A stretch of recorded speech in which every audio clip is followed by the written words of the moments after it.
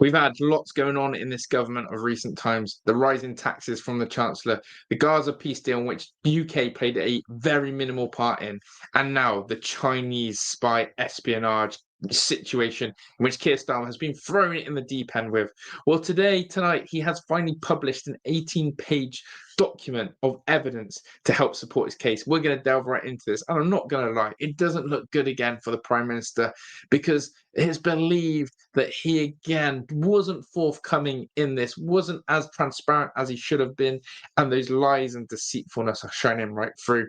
This is everything you need to know on True Brit Media. Make sure you are locked in. Subscribe to the channel if you're new. We're trying to grow this channel and your support would be greatly appreciated. Smash that like button and get in the comment section your thoughts on Kier Starmer. Lay them out for me and this Chinese espionage situation. So without further ado, let me present to you the pages, the evidence that we're going to be looking at today. And it says the following, as you can see here, Kier Starmer publishes 18 pages of Chinese spy case evidence. So what does this mean? What does this mean? Well, let's look into it here. So Kier Starmer has finally published 18 pages of evidence connected with a now collapsed case of alleged Chinese espionage. That collapsed case is exactly what this government will push on you. That it's a collapse and there's nothing to worry about. The evidence included witness statements provided to prosecutors by Deputy National Security Advisor Matthew Collins. Mr. Collins submitted one witness statement to prosecutors in 2023, with another two statements being filed earlier this year. Massive gaps in that as well. 2023 to 2025, huge gaps, which I don't like. The witness statements were handed over in connection with the case against Christopher Cash and Christopher Berry. Mr. Cash and Mr. Berry, who both deny any wrongdoing, have been accused of passing secrets from Westminster to Beijing. However, the CPS, the Crown Prosecution Service, unexpectedly dropped charges against the two men last month. The Director of Public Prosecutions claimed the case collapsed because evidence could not be obtained from the government, which referred to China as a national security threat. That bit is interesting. It's saying the case actually collapsed because there can be no evidence obtained from the government which referred to China as a national security threat. And that is in itself an interesting one. If it was the Russians or another maybe country of that ilk, then we could be talking different. But because the government didn't see China as that threat, this case has been dropped, which I find crazy, actually, in my opinion. Absolutely bonkers.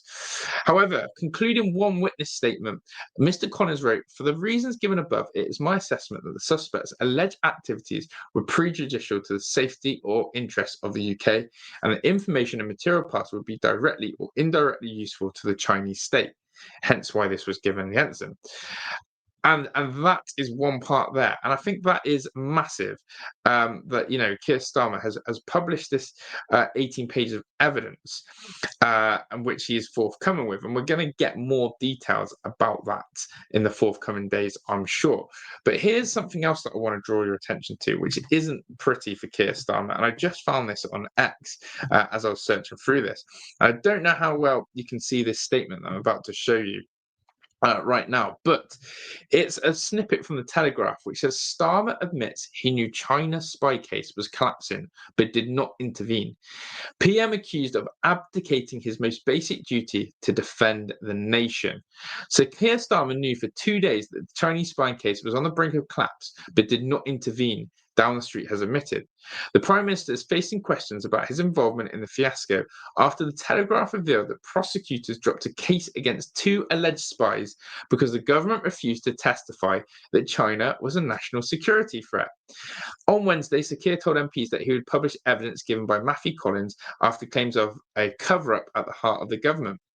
But his official spokesperson also revealed for the first time that Sir Kier knew for 2 days that the case was on the brink of collapse and did not intervene to provide more evidence for the CPS. The CPS has said it tried for many months to obtain a witness statement that China was a national security threat, which required to try Cash and Berry for alleged spying, but gave up after it was not forthcoming. That is absolutely crazy. Essentially, the Crown Prosecution Service have been pestering Kier Starmer and his government for a statement about China, and no one stepped up. No one stepped forward. They remained silent. That's not healthy. That's not good. And that is worrying. Basically, as that alluded to, is this one big cover-up? Is this one big cover-up by Kier Starmer and his government? It doesn't sit right with me that he wasn't forthcoming. We've just talked about that Gaza peace deal in which he was very much a backbencher, sat in the wings, let it all unfold, wasn't active in what he was doing. Now we've just got another one like this, where he is being accused of, being a bit too laid back with this fiasco, not being as forthcoming to the CPS. I don't like it. I'm not going to like it. And again, we're smart enough to use our brains to read between the lines here. Never trust this government. Do not trust what they're portraying to us, because anyone who would have any common sense about them would be forthcoming and give that statement that the CPS required. You join the dots, connect the T's, all that jazz, and let me know your thoughts. I'm out of here, people. Ta-ra.